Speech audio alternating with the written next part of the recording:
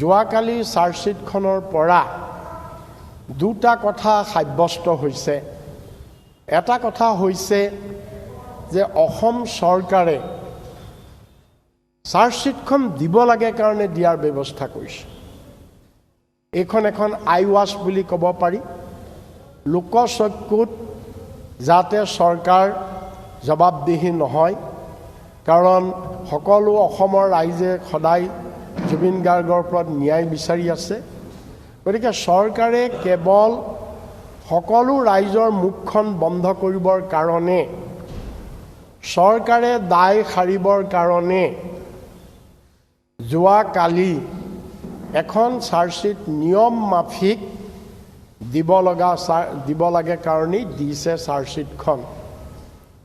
আৰু চাৰ্জশ্বিটখন দাখিল কৰোঁতে চৰকাৰৰ এনেকুৱা এটা, পুলিচ বিভাগৰ চৰকাৰৰ এনেকুৱা এটা আমি স্থিতি দেখিলোঁ যে যিটো আমাৰ গাঁৱলীয়া ভাষাত কয় যে সাপো মৰক লাঠিও নাভাঙক।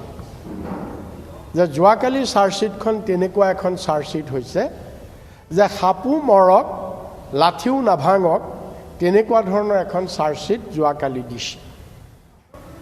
আৰু ৩ নম্বৰ কথাটো হৈছে চাৰ্জশ্বিটখনৰ যোগেদি যোৱাকালি অসম চৰকাৰে ডক্টৰ হিমন্ত বিশ্ব শৰ্মাই, বিজেপি চৰকাৰে বলটো আদালতলৈ ঠেলি দিলে। এতিয়া তেওঁলোকে কথাই প্ৰতি এটাই ক'ব যে আমাৰ ওচৰত নাহিবা, ন্যায় আমাৰ ওচৰত নিবিচাৰিবা, আন্দোলন নকৰিবা, কোনো জুবিন অনুৰাগীয়ে আন্দোলন নকৰিবা। এতিয়া আমি আমাৰ কাম কৰি দিলোঁ, আমাৰ কাম আছিল চাৰ্জশ্বিট দিয়া, আমি চাৰ্জশ্বিট দি দিলোঁ। এতিয়া ভাই ন্যায় চিয়াই যি দিয়া আদালতে দিবা, আদালতত যোৱা। এই ধৰণে যাতে চৰকাৰে, মুখ্যমন্ত্ৰীয়ে যাতে ক'ব পাৰে, সেই ব্যৱস্থাটো কৰিবৰ কাৰণেই যোৱাকালি চাৰ্জশ্বিটখন দিছে। চাৰ্জশ্বিটৰ যোগেদি কৈছে চৰকাৰে, মুখ্যমন্ত্ৰীয়ে ক'লেই যে এতিয়া আমি আমাৰ কাম কৰিলোঁ, SITৰ কাম কৰিলে, এতিয়া ন্যায় দিয়া কামটো আদালতৰ।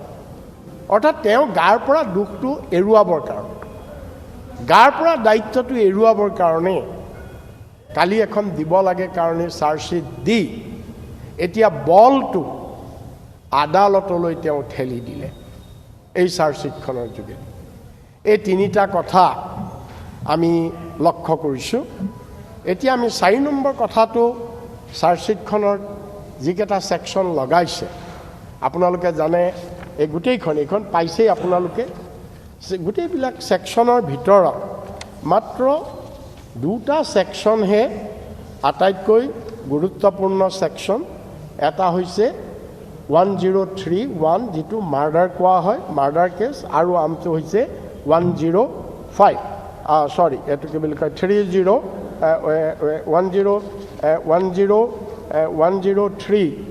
যিটো মাৰ্ডাৰ কেছ এইটো, আৰু আমটো হৈছে 105 এটা, সেইটো। এই যিটো মাত্ৰ বাকীবিলাকক যিবিলাক ছেকশ্যন লগাইছে, এতিয়া BNSৰ, ভাৰতীয় ন্যায় সংহিতাৰ আজিকালি যিকেইটা ছেকশ্যন লগাইছে আপোনালোকে সকলোৱে পাইছে। সিদ্ধাৰ্থ শৰ্মাৰ ওপৰত বাকীকেইটা ছেকশ্যনৰ লগতে তেওঁক মূল হত্যাকাৰী বুলি কোৱা হৈছে, আৰু শ্যাম কানু মহন্তকো আটাইকেইটা ছেকশ্যনৰ লগত তেওঁকো 103টো লগাইছে, হত্যাকাৰী বুলিয়েই তেওঁকো কোৱা হৈছে। ঠিক সেইদৰে শেখৰজ্যোতি গোস্বামীকো হত্যাকাৰী বুলি কোৱা হৈছে বাকীকেইটা ছেকশ্যনৰ লগত। অমৃতপ্ৰভা মহন্তকো হত্যাকাৰী বুলি কোৱা হৈছে বাকীকেইটা ছেকশ্যনৰ লগত, আৰু সন্দীপন গাৰ্গক হত্যাকাৰী বুলি